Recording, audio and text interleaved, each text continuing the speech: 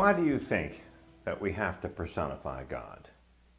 In this week's parsha Bereisheet, we get a glimpse of how people 4,000 years ago thought.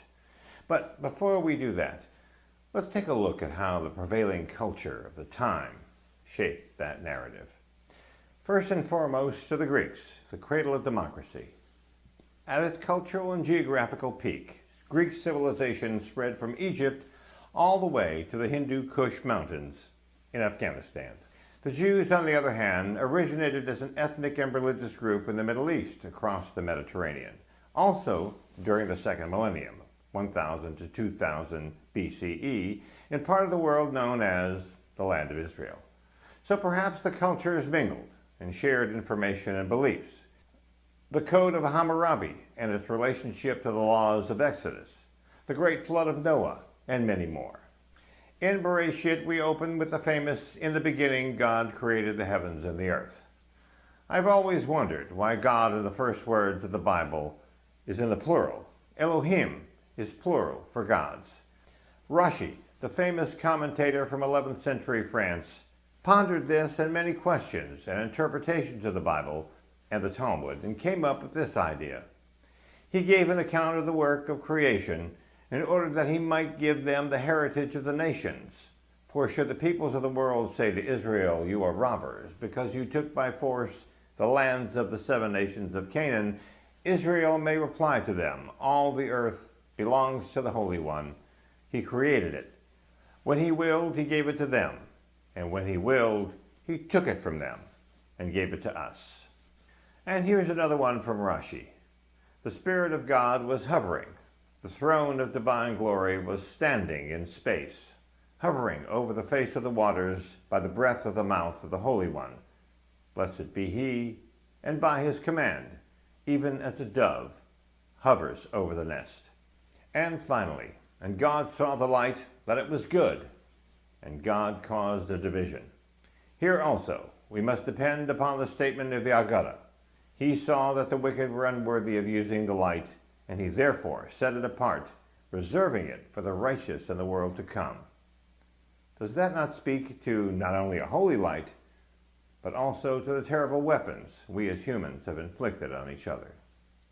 In this manner, the purpose was, of course, to relate meaning to the world and to assign the attributes of God to human-like representation. To this end, the Reverend Michael Dowd wrote, "God is a personification, not a person, an undeniable interpretation, not an otherworldly tyrant. If we fail to grasp this, we cannot possibly understand religion or religious differences."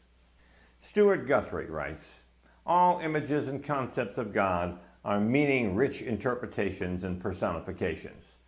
Images and concepts that evoke trust and the courage to forge ahead no matter what the obstacles are." What we are looking at is the difference between practical realism, what we need to see, and factual realism, what is, in a mindset that leads to greater evolutionary fitness. Many religious people will accept that religion is about right relationship to reality and not the supernatural. Loyal Rue, the religious philosopher, points out that the most profound insight in the history of humankind is that we should seek to live in accord with reality. Indeed, living in harmony with reality may be accepted as a formal definition of wisdom. Religions foster outlooks and practices that help adherents live in right relationships with each other, with society, and with nature as a whole. Thus, Darwin didn't kill God. To the contrary, he and Alfred Russel Wallace offered the first glimpse of the real creator behind and beyond our species' myriad mythic portrayals of how they came to be. But the point is, what can a personified God or teacher or leader teach us? How can we grasp the true meaning of the God concept without claims of superiority, threats, dogma, and incomprehensible practices, and still work within a godlike world of peace, justice, and equality? As we celebrate the notion that this is somehow possible in this holiday season, let us strive and commit to finding our personal space where spirituality is comfortable and accepting of all righteous teaching and learning. This is Arny Pickholtz. Good Shabbos.